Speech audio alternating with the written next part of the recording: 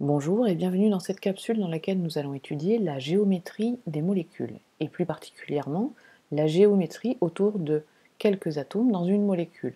Regardez, dans ces différents modèles moléculaires, on voit que autour des atomes, nous n'avons pas toujours la même géométrie. Pourquoi?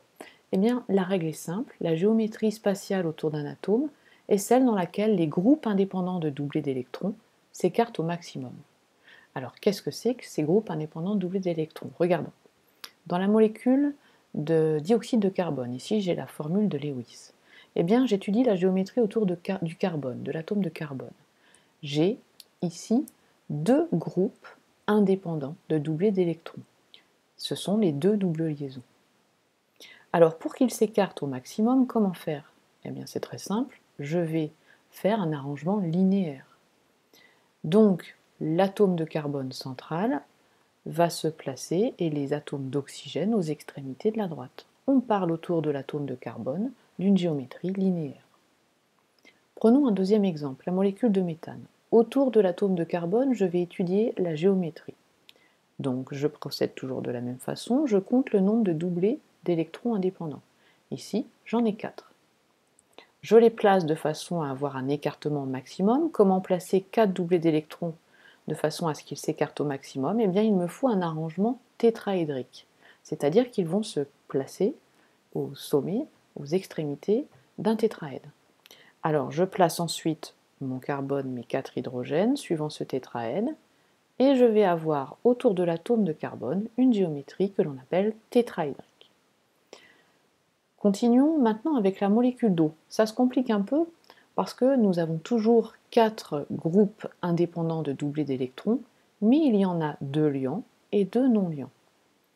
Si j'ai 4 groupes indépendants de doublés d'électrons, je vais toujours avoir un arrangement tétraédrique comme la molécule précédente pour que ça s'écarte au maximum. Mais attention, je n'ai que 2 sommets qui sont occupés par des atomes, les atomes d'hydrogène.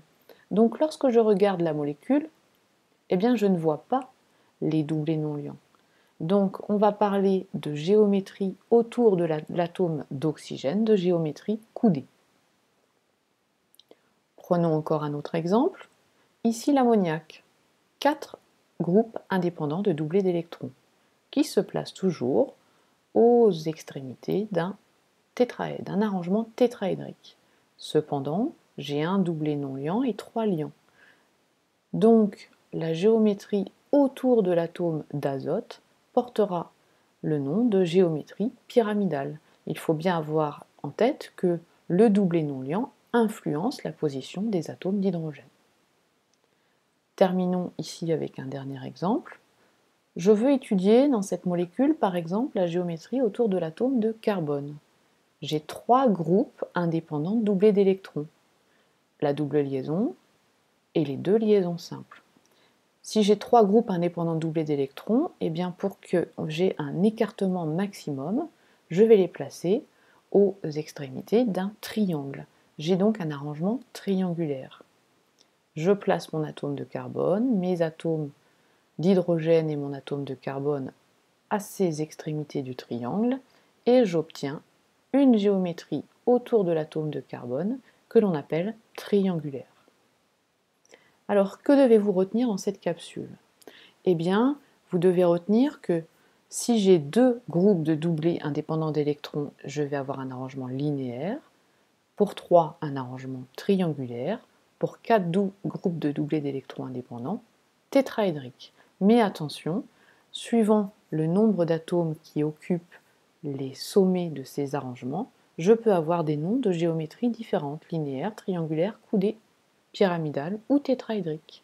Voilà, je vous dis à bientôt pour une prochaine capsule.